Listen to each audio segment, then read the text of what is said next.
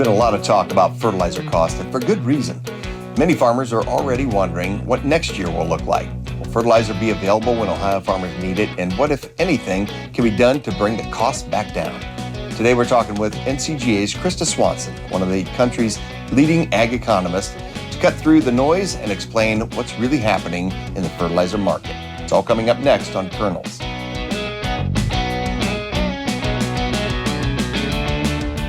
Welcome to Kernels. I'm Tad Nicholson. Planting season is well underway across Ohio, but for many farmers, one issue stays top of mind: fertilizer. NCGA has been taking a hard look at the concerns farmers are raising across the country, and today we're talking with Krista Swanson, Chief Economist for NCGA, to help us understand what's driving the fertilizer market, what the numbers are telling us, and where farmers should be paying attention. Krista, thanks for joining us. Glad to be here. Before we get started, I should note that Krista not only looks at this through the lens of an economist, but she also farms with her family there in Illinois. So NCGA recently surveyed farmers across the country. What stood out to you most? Yeah, so I think two things that stood out that I want to highlight. First of all, growers told us that they're mostly planning to hold steady on acres and not make big changes. About 80% said that their 2026 acres intentions, I should say corn acre intentions, we asked specifically about corn on that, haven't been affected. And this was at the time of the survey in late March. And among those who are making changes, there was relatively small reductions. And I'll say that I actually did a recent update with a smaller subset of growers, some of our grower leaders who serve on our national action teams, and about 80 responded. I just did this last week to get an update because, like Tad mentioned, I also farm in Illinois. And as of a week ago, we still hadn't even been able to plant anything due to weather. And so I wanted to see, how have your acres intentions changed? And if it has, is it due to weather or is it due to fertilizer? Or, what's causing some of those changes? And really I got about the same results again. So I think that seems to be pretty steady, where for the most part, those acres intentions are still growers are still planning to plant what they had planned ahead of that. So second, I think, another one of the takeaways is that, about timing and some of the worry shifting forward. A lot of farmers had already secured at least a meaningful share of their 2026 fertilizer before this situation took place, right, in late February, early March. But I think that concern is really growing for 2027. Nearly 2 farmers told us that they're more worried about 2027 for every 1 that said that they're more worried about 2026. So, even if you're a grower who this spring is feeling manageable, I think that some of that anxiety is building about some of those bookings, which, my family starts doing usually in late August, early September for next year's crop. And as we are here in May, that doesn't seem so far away right now. A lot of farmers remember 2022. When you look at what's happening today, what feels similar and what's different? The biggest similarity is just what I would say is like the shock factor. A major global disruption, geopolitical situation happens, and then we see quick reaction in the marketplace. And this market we operate, whether we're talking about our inputs like fertilizer or our commodities that we produce. These markets are global and they're tightly connected, and so supply chains, there's a lot of linkages throughout that global marketplace. I would say I see a couple big differences though. And one of those is that this time we're seeing supply really being materially impacted. So in 2022, there was concerns about supply being impacted, but generally speaking, production continued. This time we're seeing fertilizer production being halted in some of those production facilities. And I think that's going to be a growing issue to watch the longer that those are shut down. And then, of course, the other big difference that I see is affordability. In 2022, fertilizer prices were extremely high, but corn prices were also quite strong at that time, which helped offset some of that sticker shock from those high fertilizer prices. So, right now, fertilizer prices, just in sheer dollars per ton, they are below those peaks in 2022 in absolute dollars. But corn prices are a lot lower, even with this, some of the increase in corn prices that we've seen over the last month. And so I like to call this currency of corn. When I look at the cost of fertilizer and the currency of corn, how many bushels does it take to buy 1 ton of that fertilizer? And just using urea as an example, over the past couple of weeks, it's taken about 185 to over 190 bushels of corn to buy a ton of urea. And that is record levels, of what we've seen, even compared to that 2022 period. And so I think right now, it's just, this feels like a much harsher environment in terms of prices because corn isn't helping with the affordability picture right now. You mentioned it. Farmers can handle high input costs. They can handle low commodity prices. But when both happen at the same time, that's when things get tough. So from an economist standpoint, how vulnerable are operations across the country right now? When you pair high input costs on top of weak commodity prices, margins get squeezed really fast. And, that squeeze is already real in some of the data. We know that corn growers are coming off of 3 consecutive years. 2026 looks to be the 4th consecutive year of negative margins on just an average cost of production and market year average price and average yield basis.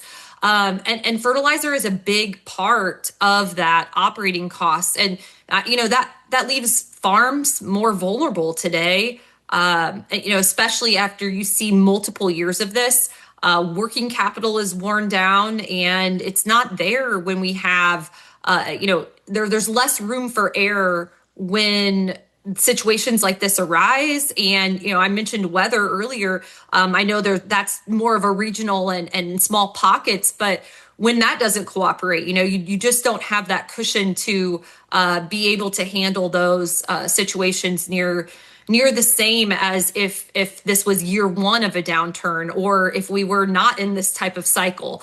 Going back to our member survey, about half of the farmers said that they don't anticipate any problems applying their full planned rate of fertilizer for 2026. But that means that the other half, they do anticipate some problems. And the top reason that farmers gave us for why was because of price. And so I think right there is a really big signal that growers may be forced into some tough decisions. Some of those trade-off decisions like weighing out the agronomics versus the financial side of things, at the same time. So when it comes to looking at the entire market, where are you seeing the biggest pressures right now on the fertilizer market? And also talk a little bit about the Iranian conflict because that this was a problem before we invaded Iran, and now it's even worse. So talk about where the pressures are before, but then also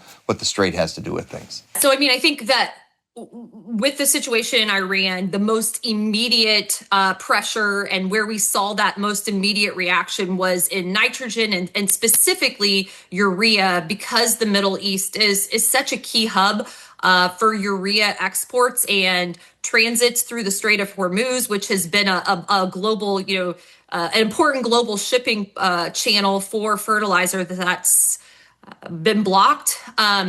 And so, I think that was, like I said, the most immediate, initial reaction. But we've also been watching things like some of the inputs that go into fertilizer production and global choke points, some of those shipping constraints, like I mentioned, through the strait there, and products like sulfur and sulfuric acid. And these are really important in phosphate processing. And while phosphate prices didn't respond so quickly, or they didn't increase so much right at the beginning of this Iran situation, We've seen those really climb here in the last couple weeks. I think part of that is because of, I mentioned that there's been some supply shutdown in terms of fertilizer production in the Middle East area, but also some of the production facilities for those inputs like sulfur that are really important in making phosphate fertilizers. And, I think another piece here on the phosphate front is that prior to coming into this Iran situation, fertilizer prices and particularly phosphate prices were already at high levels. So, while the percent increase hasn't been as significant compared to March 1st as some of those nitrogen products, we were already coming into this at an elevated level. Well, that's for sure. We know that, and we want to make sure everyone knows this was a problem before the Iranian conflict. It's an even worse problem now. And so one of the other issues we've been talking about on Kernels is the countervailing duties, the phosphate coming in from Morocco. There's recently been some legislation that was introduced that would eliminate those. And we know we're in a year when we have that review. And so we do have an opportunity for it to regulatory wise get eliminated. But if that doesn't happen, this bill that was introduced both in the House and the Senate would eliminate that. So without getting too deep into all the policy stuff, we'll leave that to the side. What would opening up that Moroccan market mean to our supply channel? Taking this at a high level, anytime that we can open up more supply options, that is a positive thing for the market. I mean, farmers know that fertilizer, it's not something that we can just easily substitute. And it's also not something that we can just wait to purchase when the price comes down. There are limited windows of opportunity for getting that product applied and on your fields in some critical time periods. So, when supply is constrained, that's going to put pressure on prices. And when farmers are in that pinch where the calendar says that, it has to get applied now, they'll end up having to pay what the market will price at the worst time possible. And so Morocco has historically been a really important source of phosphate imports to the United States. And so if that channel can open back up and it can move more freely, I think it can definitely help relieve some of the tightness in the market and improve availability. And we would expect that to put some downward pressure on prices. That would be really critical anytime, but especially in a year like this, when we have some of these other things happening in the world and overall global fertilizer supply chain strained. So for farmers who may have fertilizer already locked in for this crop season, are there any dangers in them thinking this isn't my problem yet? I think that the biggest thing here, we talked earlier about this, the result in our survey about farmers already expressing more concern about next year than this year. And so, we're only a few months away from really that turnover into the next fertilizer season as we look ahead to the 2027 crop. And because we've seen supply halted already, that is supply. Every day that goes by is that supply that isn't going to be made up in that global production picture. As we look at the big picture for the global market. And so, I think that it's already becoming every farmer's problem for next year. So I think that's important to think about. Our survey, I guess pointing back to the survey again, it showed that growers did a pretty good job of securing a pretty big share of their 2026 needs. 60%, about 60% said that they had their nitrogen fully purchased or secured at that time, and around the same amount for phosphates. And so I think that the big concern here is what disruptions mean for prices and availability for 2027. And again, like I said, that's going to be a situation that impacts every single corn grower as we look ahead. Krista, thanks for helping us walk through this. It's a very complicated and unfortunate conversation that we have to have, but we're very lucky to have you doing what you do at NCGA to help us walk through it. Thanks a lot. Glad to be here and glad to do this work on behalf of our nation's corn growers. Planting may be done for some, but the real work is just getting started, especially when Mother Nature still has plenty to say.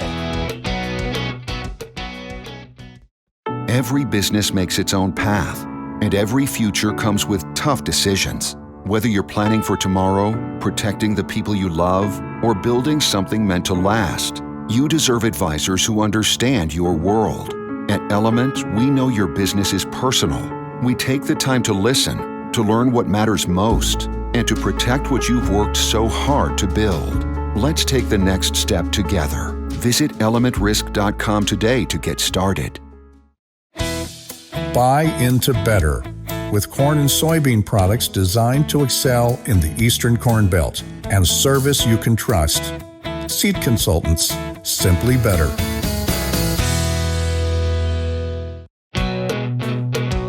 Depending on where you are in the state, April brought enough warm weather to encourage a lot of farmers to take advantage of an early planting window. But as every farmer knows, Mother Nature can still throw a hard punch or two this time of year. So what's that mean for those early planted fields? Joining me now is J.D. Bethel, Director of Agronomic Services for Seed Consultants, and a trusted voice when it comes to helping farmers make sense of what's happening in the field. J.D., how much concern should farmers have about frost on those early planted fields? If we want to increase yields in corn and soybeans, typically we want to edge the planting date earlier and earlier. And we had a really great window, from April 10th to about April 20th to get stuff in the ground. And a lot of farmers took advantage of that. However, we also had those 2 weeks were 80 degrees, it seemed like every single day. And so both corn and soybeans came out of the ground very quickly and are susceptible to frost after they're out of the ground, right? And so this past weekend, we had two evenings, Friday and Saturday, that were really cold, below 32 degrees. And when we think about the two crops, we'll start with the easy one, corn. With corn, the growing point for that plant is still below the soil surface up until about 5 leaf collars. And so think about the height that corn would need to be at V5. So any injury you see to corn right now may look really bad, but over the next 3 to 5 days, that growing point is going to continue to push, and we'll see new growth coming out of the whirl of those injured plants. Now, soybeans, on the other hand, all of those growing points are above the ground immediately after the cotyledons start to break through the soil surface. And so we need to just be patient when it comes to soybeans and wait a few days, 3 to 5 days, to see if those growing points were killed by the frost or freeze. And when we think about soybeans, you have the main stem, that's the growing point that's going vertically. But if you think of like herbicide injury on soybeans or any sort of damage they experience, they start to branch out. And so what I'm going to be looking for this afternoon and this week is, are those soybeans pushing new growth from those axillary buds that are at the base of the plant by the cotyledons? JD, you mentioned that the frost sometimes burns those. That kind of looks bad right now, and that kind of brings up a good point because, farming in Ohio, you're used to these colds and warms going back and forth. So talk about what farmers should be patient on and what they should have reason for concern. You want to be patient if the temperature only got down to like 30 degrees. You'll see corn plants that are dying, but again, in 3 to 5 days, you'll see that whirl start to green up again. And on soybeans, it has to get pretty cold to kill those. I'm thinking 28 degrees to really kill those plants dead. So again, we just need to wait and be patient. And it looks like we have some rain coming, so we're not going to be able to do anything today anyway. But just evaluate the stands over the next week and make sure that those growing points are active and pushing new growth. Stay patient. That's the message for Ohio farmers. Let's talk weed control here from a standpoint of weed control. What can farmers get caught with when you start planting this early? Especially issues you might run into later in the season from planting this early from a weed control standpoint is you plant and you spray your burn down residual products, Those residual products have a lifespan of about 30 days before they're going to start to degrade enough for new weeds to start to grow. And so if you plant on April 15th, all of a sudden on May 15th, you need to start thinking about your post-emerge herbicide application, which is maybe 30 days earlier than you would have normally done it if you were planting in May. And so in soybeans especially, you may be looking at potentially needing to make 2 post-emerge herbicide applications because of the extended emergence window we have for weeds like water hemp, giant ragweed, and foxtail. Today's seed technology is better than ever, but it's not magic. Whether corn goes in early or late, how much flexibility do today's hybrids give farmers in the spring like this, and where does Mother Nature still win? We have a lot of flexibility, especially on corn. If you didn't get planted early, and we're starting to get into some weeks now where the weather's working against us as far as rain and soil conditions. And in the northern half of the state, there's nothing done yet. So they're going to be pushed well into May for planting. And so we're starting to look at, what are the effects of late planting on yield and, switching hybrids from a later maturing to an early maturing hybrid. And there's a lot of work done that shows that these corn hybrids will shorten the number of growing degree days to get through each growth stage. So you can plant a later season hybrid and later in the season into May, and the plant will know, I need to shorten the number of growing degree days for flowering. I need to shorten the number of growing degree days for grain fill, which is not ideal. But again, we have to play the cards we're dealt, and in a rainy spring, that's sometimes what we have to do. Well, it's going to be a wild year with half the state getting in early, half the state getting in much later.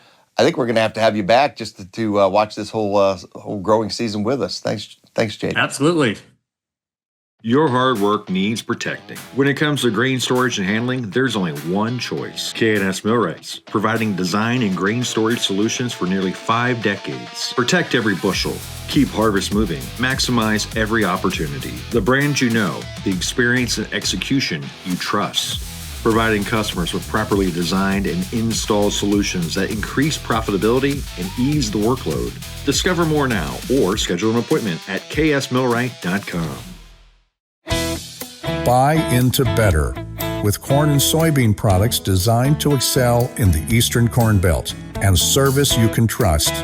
Seed Consultants, simply better. Thank you for watching Kernels. I hope you enjoyed this episode. If you did, please subscribe to this YouTube channel to stay connected with great content and conversations from Ohio Corn and Wheat. You can also follow us on Facebook and our other social media platforms.